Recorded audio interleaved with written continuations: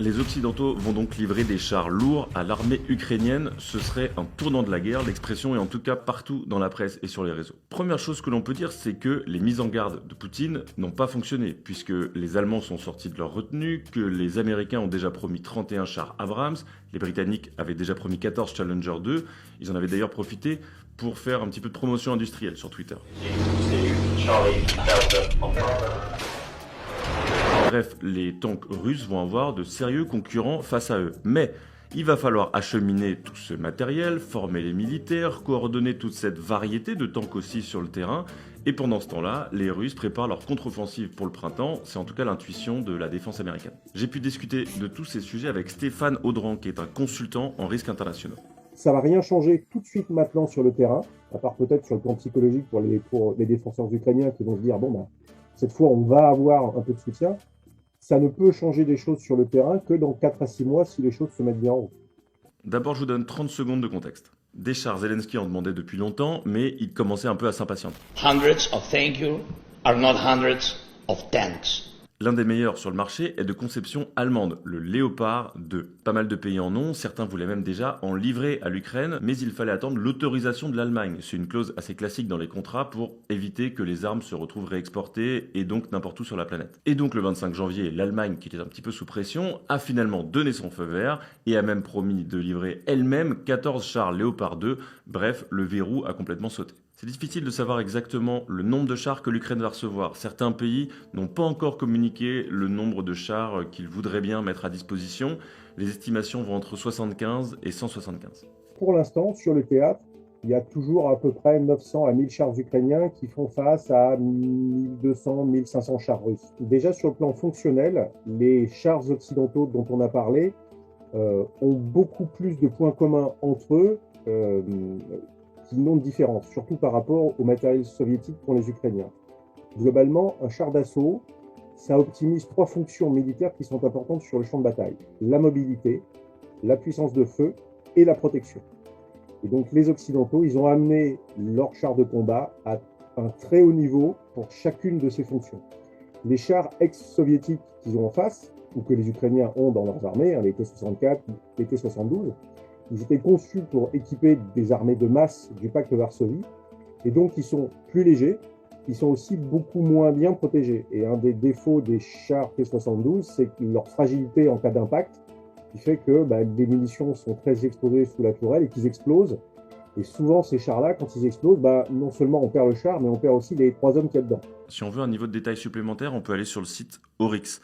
Je vais vous montrer, c'est un site qui répertorie en fait tous les chars qui ont été soit détruits, soit capturés. Et à chaque fois, photo à l'appui. Donc, si on va par exemple au T-72, qui est vraiment le char le plus répandu sur le terrain, on peut cliquer et à chaque fois tomber sur des photos datées qui prouvent la destruction ou la capture de certains chars. Si vous voyez toutes les versions du T-72, le A, le AV, le B, etc., c'est vraiment celui qui paye le plus lourd tribut. On est vraiment sur des centaines de chars capturés ou détruits depuis le début de la guerre.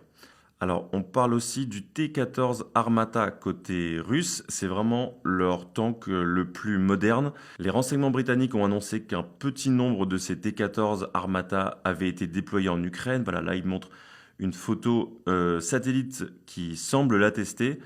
Mais en tout cas, on semble être encore loin d'un déploiement massif et concret sur le théâtre ukrainien. Donc il y aura dans quelques semaines ou dans quelques mois une multitude de chars occidentaux en Ukraine.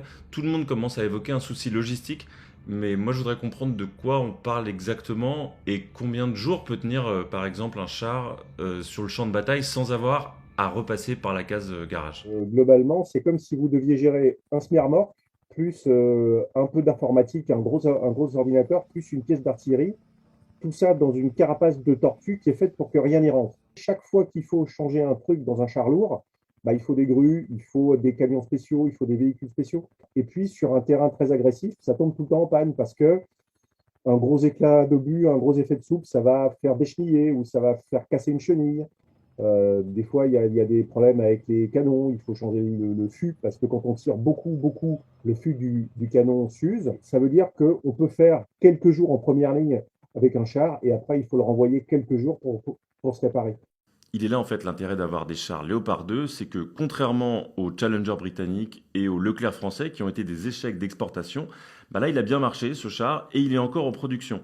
Donc ça veut dire beaucoup plus de stocks disponibles, ça veut dire aussi beaucoup plus de pièces détachées en cas de besoin et beaucoup plus de personnel déjà formé à ces chars et qui peuvent transmettre ensuite leur savoir aux Ukrainiens. Donc voilà aussi pourquoi le feu vert de l'Allemagne a vraiment tout changé. Il reste enfin la question du calendrier et voilà ce que disait la défense américaine le 20 janvier. What we're really focused on is making sure that Ukraine has the capability that it needs to be successful right now.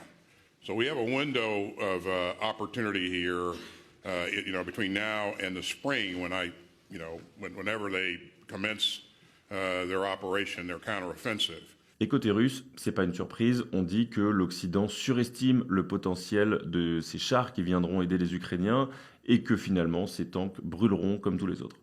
Mais est-ce qu'on peut pas du coup considérer que la fenêtre d'opportunité, elle est pour l'instant du côté russe, le temps que les chars arrivent et soient opérationnels? Effectivement, les Russes ont encore quelques semaines devant eux pour fanfaronner.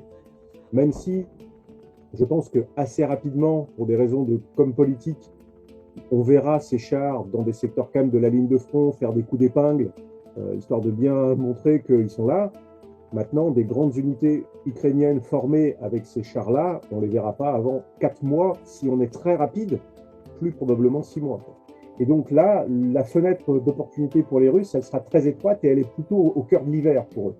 Et à partir de mars, ça sera plus très propice. Et la nouvelle fenêtre, elle sera fin mai, début juin. Donc les sols seront à nouveau raffermis par le soleil et que les pluies de printemps se seront évacuées. Et là, on a un hiver doux, tant mieux pour les Ukrainiens.